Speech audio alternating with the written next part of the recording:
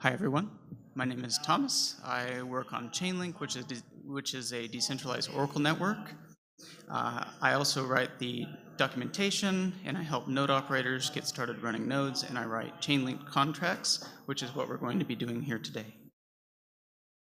So as a brief overview, we're going to talk about what Chainlink is.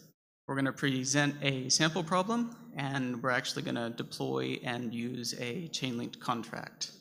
Then we'll end with questions. So in order to understand Chainlink, we need to first understand that smart contracts cannot access external data on their own. And this is a big limiting factor for smart contract adoption because it means essentially right now smart contracts can only do token transfers. So one of the key problems that we're solving with Chainlink is getting external data to smart contracts. So there are like thousands of APIs right now that power web applications, and what we do is we enable smart contract developers to get the data from those APIs to their smart contracts, so that now you can develop decentralized applications powered by the same reliable APIs that currently power existing web applications. Then there's also the fact that not everyone wants to be paid in a cryptocurrency just yet. So we make it possible to pay out through traditional payments providers upon the execution of a smart contract. And then along the same lines, we make it easy to connect to other blockchains so that you can execute a smart contract based on the event of another blockchain, or you can send an output to another blockchain based on the execution of a smart contract. So we enable this connectivity through what we call external adapters. And external adapters can be written in any programming language that you want. They simply need to respond to specific requests from a Chainlink node and respond with a data payload in a way that the Chainlink node can consume. So because of that, it's really easy to get started on extending the capabilities of Chainlink without having to know anything about Ethereum or even Solidity. So to get a bigger picture, Chainlink is a decentralized Oracle network where you can select as many Oracle nodes or Chainlink nodes, as we call them, as you like. And then as such, you can select as many data sources as you like to trigger the execution of your smart contract. And then upon that smart contract's execution, you can also use Chainlink to pay out in a traditional fiat currency through whatever payment provider you prefer. So we're going to use a use case here today that retrieves the current price of Ethereum and feeds that into a smart contract. So when a smart contract knows the market price of some asset, it can do things a little bit more interesting, like basing a payment off of the value of that asset instead of just blindly doing a token transfer for some amount. So for example, let's say that Alice has a website and she's contracted Bob to do some SEO work for her. If Bob can get Alice's website to the first page of most major search engines, then she'll pay him $50 worth of Ethereum. In order for this contract to work, we need to retrieve the ranking of Alice's site across multiple sources, and then depending on that result, we need to then look up the current price of Ethereum. Once that price is fed back into the smart contract, then we can pay out Bob. So they'll make a smart contract that essentially says, check the current ranking of Alice's site, and if that value is less than, let's just say 10 for an example, then retrieve the current market price of Ethereum.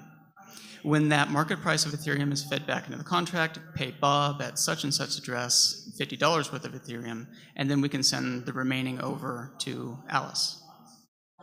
So Alice will fund the smart contract with some Ethereum so that all parties can know how much Ethereum is present on the contract, and then a Chainlink request can be made, which notifies the Chainlink network that this request came in, so Chainlink can retrieve the ranking of Alice's site across multiple data sources. An aggregate answer can be sent back to their smart contract, where the logic of that smart contract can determine if that was valid for their agreement or not.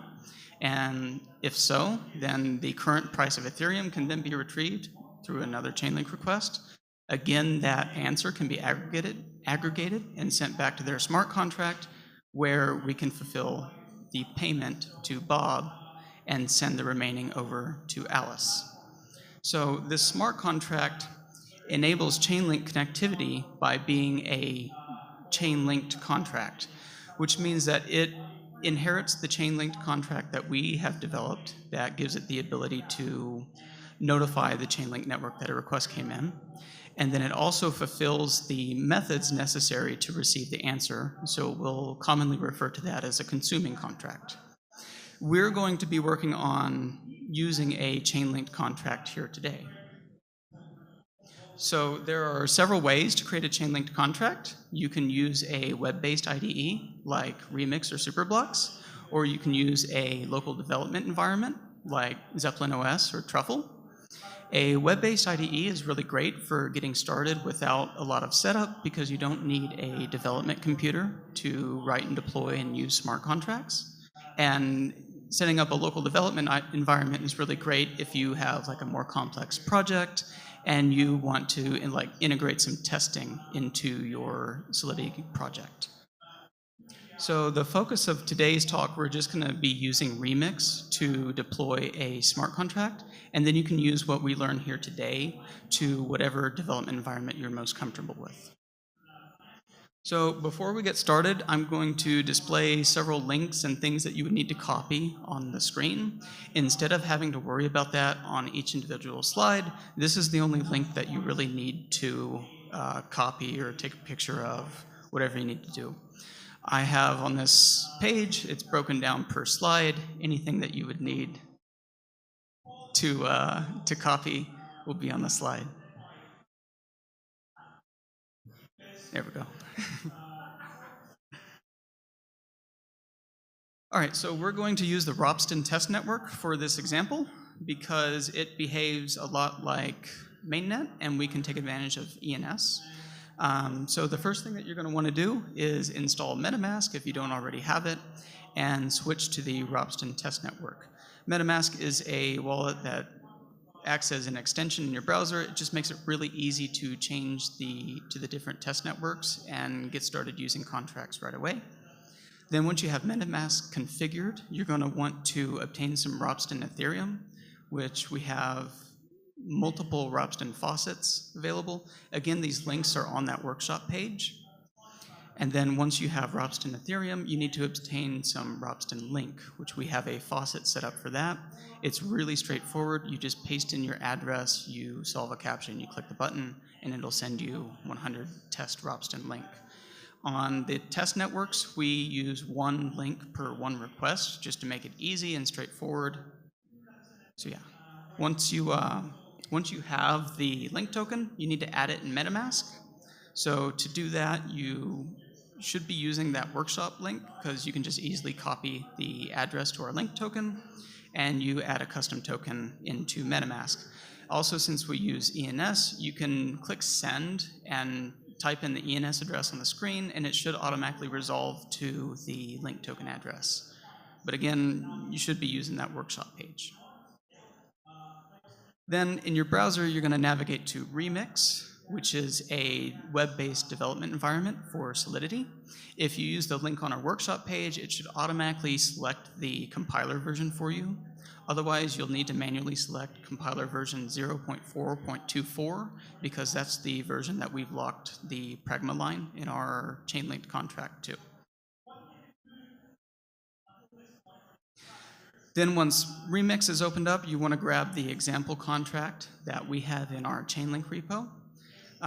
Remix opens up with an example contract.ballot.sol. You can overwrite the code in that and it'll still work fine, or you can just create a new contract in Remix's interface. The end result is the same. You just want to make sure that you get all that code into Remix. Then once you have the code in there, you want to click on compile and you should see the green contract names on the sidebar in Remix. If not, then double check your compiler version, double check that you copy and pasted everything in there correctly, but otherwise it should compile fine and it should say, should have all the green contract names in the sidebar in Remix.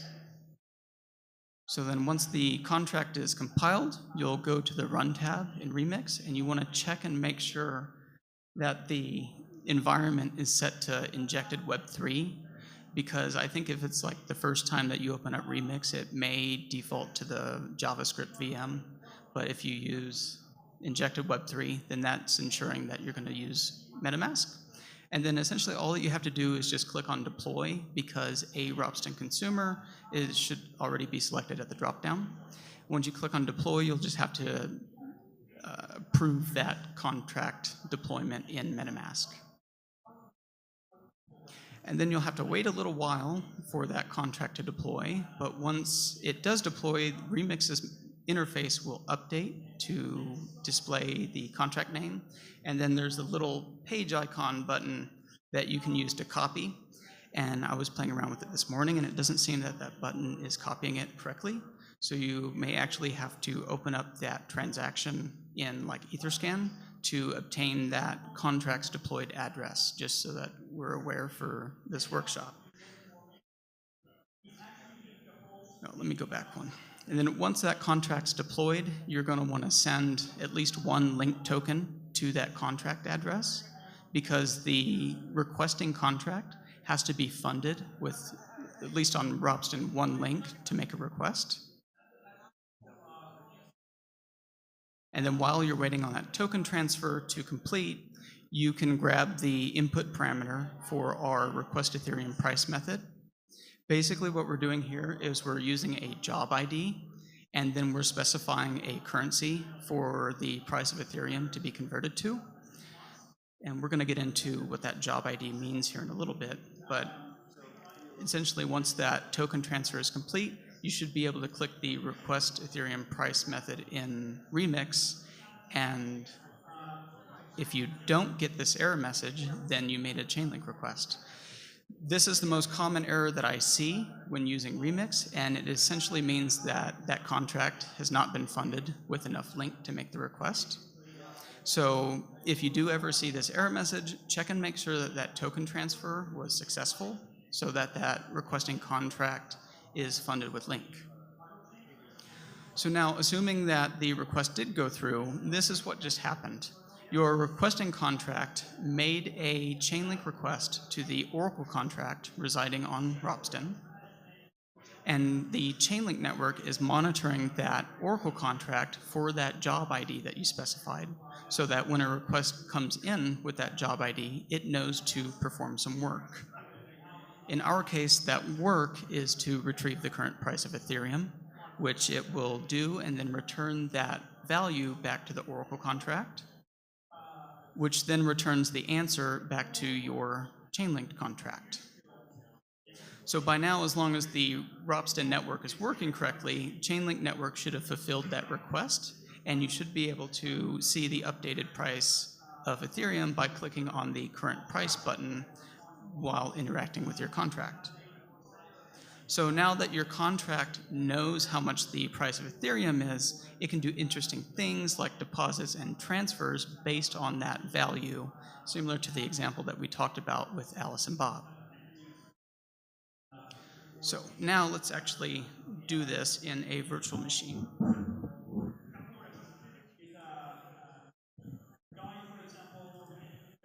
There we go. So this is the, oh, this is going to be awkward, but this is the documentation page, and this looks like, this is unreadable. This is the interface for Remix, and I've essentially cheated a little bit here because I don't want to type in my password live, because I'm just going to mess that up. So I've already got Metamask installed and configured and set up for the Ropsten test network. Essentially all that we need to do now is grab the RopstenConsumer contract and paste it into Remix.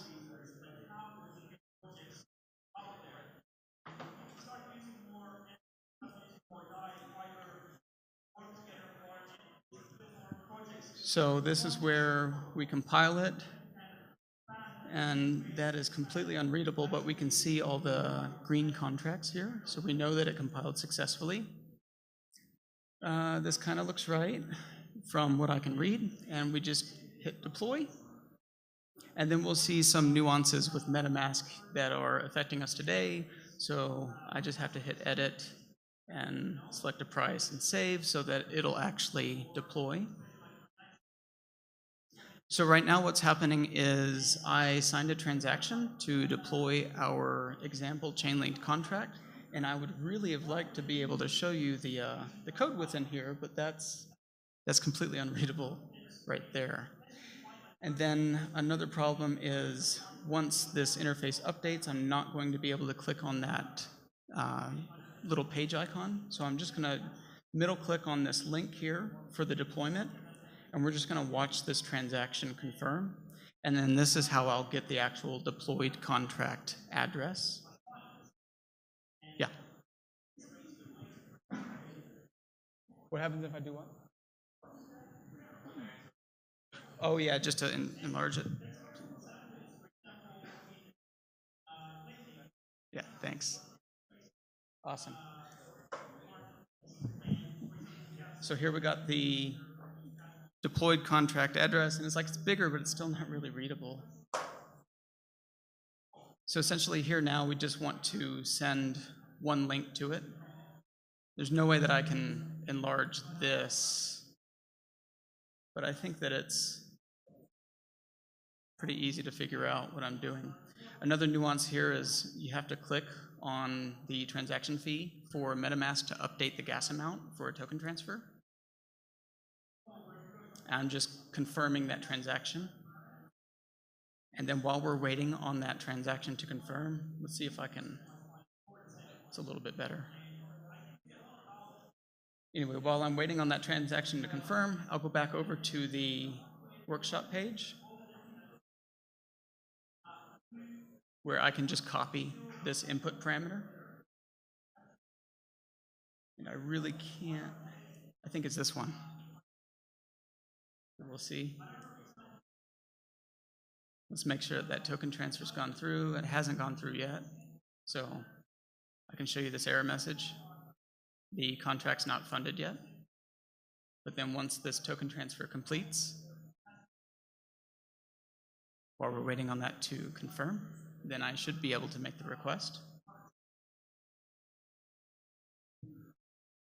I'm usually really unlucky with Ropsten sometimes. When I really need it to confirm fast, there it goes.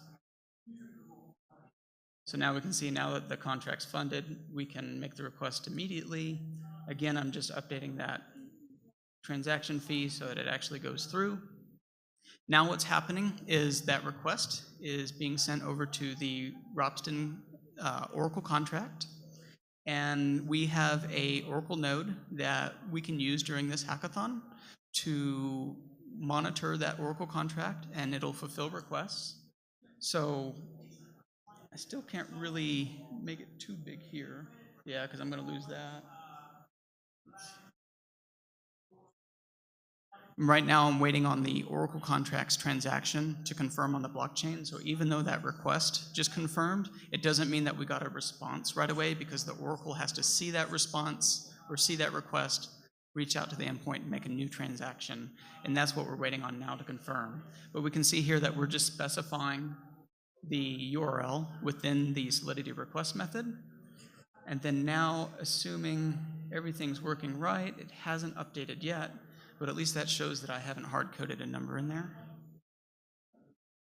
And this is the actual request method that we called. So with a Chainlink contract, you can specify a URL, and then you can also specify a path, which is the path of the JSON response that you want the Chainlink node to parse to return back to your smart contract. So in our case, we just want the currency. And still waiting on that confirmation. So yeah, in our case, we're specifying the currency, and that's the actual path that we want the Chainlink node to parse. And then we're actually going to multiply that value by 100, since Solidity doesn't handle decimal values.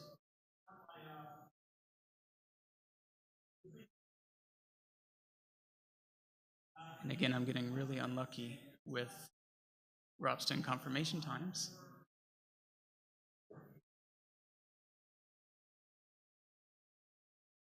But yeah, essentially, once the Chainlink node's fulfillment does come back on chain, we'll see a value that's been multiplied by 100 here.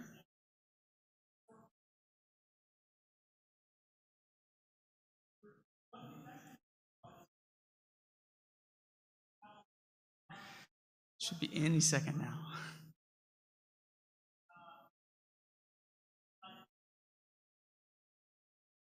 No, we can give it a few more minutes.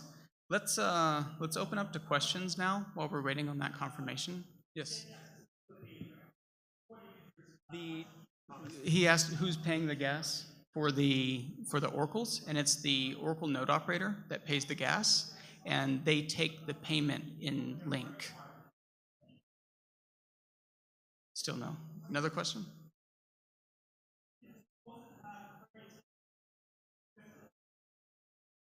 No. All right, I'm going to call that I'm just really unlucky with this confirmation. Yeah. Oh, got a question.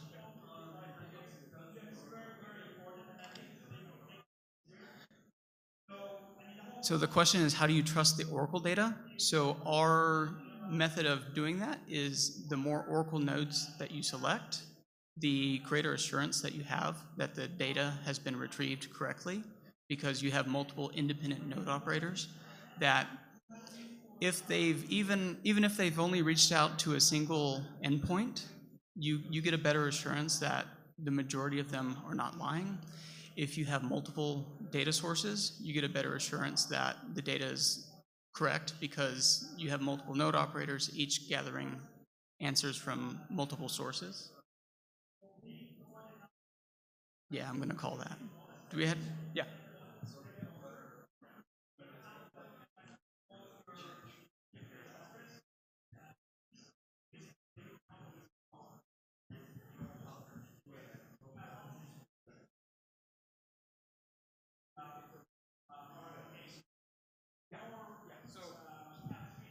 So he asked, I hard-coded the URLs into the contract, and what happens if they change?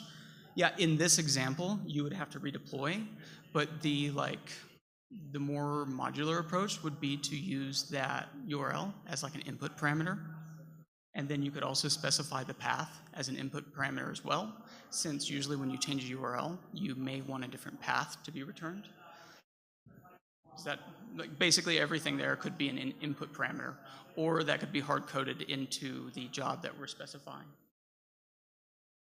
Yeah, we're not going to get a response. Oh, no, we got it. Just took a while.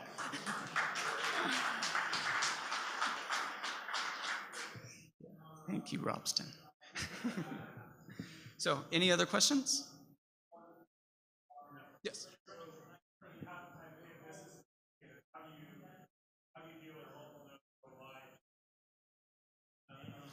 So the question is, how do you deal with multiple nodes worldwide trying to get something like price data? So in the bigger picture, as a requester, you're going to select these nodes that they are saying that they are making this data available. So you will essentially propose a service agreement using our own terminology. They will accept that service agreement or they will reject it based on additional parameters that you specify. So once they've agreed to it, then they have actually made a signed transaction that they will fulfill those requests. And if they don't fulfill the request, then they get penalized, like they can lose a deposit, they can get their reputation harmed, things like that.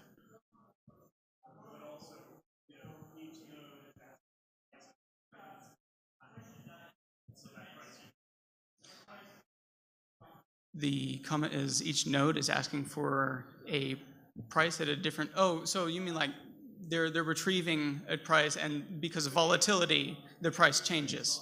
So yeah, when the nodes answer back, like this is just a single node, but when multiple nodes answer back, you as a requester also select a aggregation function for all those answers to be ran through. So you can take an average, you can take the first responder, anything you want. Any other questions?